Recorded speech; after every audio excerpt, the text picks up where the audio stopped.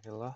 Bu maşinimizni zamokan almashtirish kerak edi. Onun uchun bizlarga bu boltlarni yechish kerak bo'ladi. Eng qiyini bu misrovkani aynan tushirib chiqaradigan. Shuni yechish dim qiyin bo'ladi. Ko'pchilik buni atölkadagi boshqatib, qayirib, sindirib, qirib yuradilar. Hozir shu odamlar manfaatli bo'lish uchun hozir life hack desam ham bo'ladi.